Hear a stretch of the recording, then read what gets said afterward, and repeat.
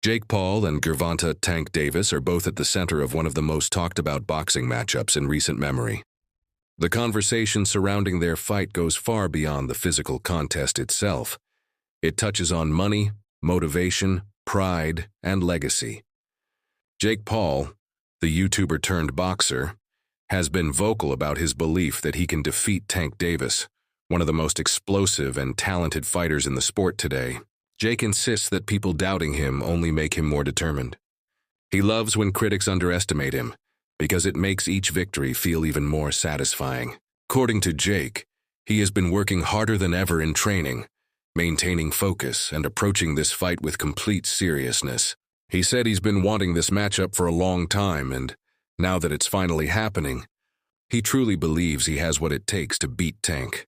Commentators and analysts have had strong reactions to the announcement. Some, like Showbiz the Adult, think that critics calling Tank's participation a cash grab are missing the real story. Showbiz explains that while money is obviously part of the equation, pride and legacy are also major motivators. He points to Jake Paul's revelation that the contract includes a massive knockout bonus, which completely changes the psychology of the fight. According to him, when a fighter like Tank Davis, known for his knockout power, hears that there's extra money for scoring a knockout, it triggers his competitive instincts. Tank isn't the type of man who would risk humiliation by being knocked out by a YouTuber. For him, reputation means everything. Showbiz argues that people who call this fight fake don't understand the real consequences. Even if some call it an exhibition, the result will have lasting effects. If Jake Paul manages to knock out Tank Davis, the internet will explode, and the fallout will be massive. Showbiz even jokes that he could lose $10,000 because of it, proving that the stakes go beyond the fighters themselves. Robert Garcia, a respected trainer, approaches the situation from a more traditional boxing perspective. He says that technically there's nothing wrong with Tank Davis taking this fight, but it feels out of place given where Tank is in his career. Garcia points out that legends like Floyd Mayweather, Muhammad Ali, and Manny Pacquiao only participated in exhibition fights after they had already achieved greatness, after they had built legacies, won titles and faced the toughest opponents. Tank Davis, Garcia argues, hasn't reached that stage yet. He hasn't given fans the high-level fights they've been waiting for, like bouts against Shakur Stevenson or Devin Haney. Instead, he's jumping into a flashy exhibition-style event with Jake Paul, and that to Garcia feels like skipping an important chapter. While Garcia understands the financial temptation, no one would turn down $30 to $50 million, he believes it's premature. Tank has all the talent in the world, but Garcia thinks he's choosing spectacle over substance. He compares it to Mayweather giving rematches to prove doubters wrong, while Tank hasn't done the same for fighters he struggled with. Still, Garcia admits that if one of his own fighters were offered such a massive payday to fight a celebrity boxer, he'd probably tell them to accept it. Bernie the Boxer offers a more emotional take. He criticizes fans and pundits who defend Tank's decision purely on financial grounds. According to Bernie, Tank isn't broke. He's already one of the richest fighters of his generation. Fans don't care about his bank account. They care about his performances and the quality of competition. Bernie believes boxing fans tune in to see greatness, rivalries, and drama inside the ring, not to celebrate how much money a fighter makes. He says real fans are starving for meaningful fights. He points out that if Lamont Roach beats Isaac Pitbull Cruz, it will matter more to boxing history than Tank's fight with Jake Paul, because it reflects real competition and real consequences. For Bernie, this Jake Paul matchup feels like a circus act, entertaining, sure, but not something that builds legacy. He says that while fans are told to be happy for Tank making millions, they themselves are working regular jobs and struggling to make ends meet. He expresses the frustration of average boxing fans who just want to see authentic fights rather than payday spectacles. Lamont Roach himself, who previously fought Tank, adds a personal dimension to the story. Roach says he doesn't necessarily mind Tank taking the Jake Paul fight. It's a big opportunity that few would refuse. But he's disappointed in how it was handled. Roach reveals that there was a rematch clause in his contract with Tank, yet Tank's team went silent and signed the fight with Jake instead, without proper communication. For Roach, that's a matter of respect and professionalism. He acknowledges that if he were in Tank's shoes, he might have taken the Jake fight too, but he would have done it the right way. Roach says that boxing should be a sport built on mutual respect between fighters, and when someone bypasses an agreed-upon rematch to chase a spectacle, it damages the integrity of the sport.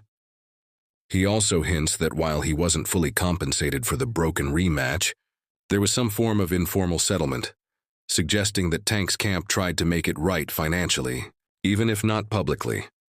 Jake Paul continues to defend himself against those calling the event fake or meaningless.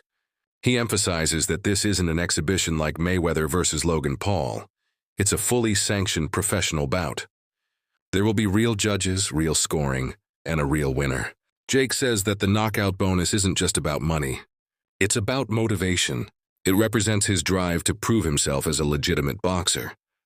He explains that he's been training rigorously for years, running sprints, lifting weights, doing explosive drills, and refining his skills. Jake says his transformation from entertainer to athlete is real, and this fight is the culmination of years of dedication. He believes that doubters only fuel his determination. When people predict his downfall, he sees it as a challenge to rise even higher. Jake insists that this fight is not a stunt. It's his opportunity to show that he can hang with elite fighters and maybe even beat one of boxing's most feared names. Ryan Garcia, who has a history with Tank Davis, doesn't share that optimism. He openly criticizes both Jake and Tank for agreeing to the fight. In his view, this matchup is a publicity stunt that disrespects the sport. Ryan calls Jake's career trajectory a Disney Channel act, claiming that people are no longer fooled by the underdog narrative. He points out that Jake is a cruiserweight, while Tank fights at lightweight, and that the size difference makes the bout unfair. Garcia argues that Jake can't claim to be a serious fighter if he picks on smaller opponents, especially after previously talking about fighting heavyweights like Anthony Joshua. To Ryan, this proves that Jake is chasing attention, not competition. He also criticizes Tank for accepting the offer, saying that true fighters measure success through legacy, not money. Ryan draws comparisons to basketball and other sports, explaining that when athletes underperform, the public criticizes them for their performance, not their paycheck. He warns that if Tank doesn't decisively beat Jake, casual fans will start to believe that Jake Paul belongs among boxing's elite, which would distort public perception of the sport. Former world champion Shawn Porter provides a more measured take. He acknowledges that Jake Paul has done something remarkable by bringing mainstream attention to boxing and convincing real fighters to step into the ring with him. However, Porter points out that most fighters who face Jake see him as a lucrative opportunity, not as a legitimate opponent. He says Jake's fame has opened financial doors, but it hasn't earned him the respect that comes from years of elite competition. Porter notes that Jake's progress as a boxer is genuine. His conditioning, power, and work ethic have all improved, but he still lacks the essence of a true contender. In boxing, respect isn't bought. It's earned through hardship and consistency. Porter also reminds fans that the sport doesn't love its fighters back. When a boxer's career ends, fans move on. So he understands why Tank would take a big payday while he can. Still, he believes that fights like this dilute the essence of boxing and shift focus from the pursuit of greatness to the pursuit of profit. Comedian and boxing fan Earthquake offers a lighter but insightful perspective.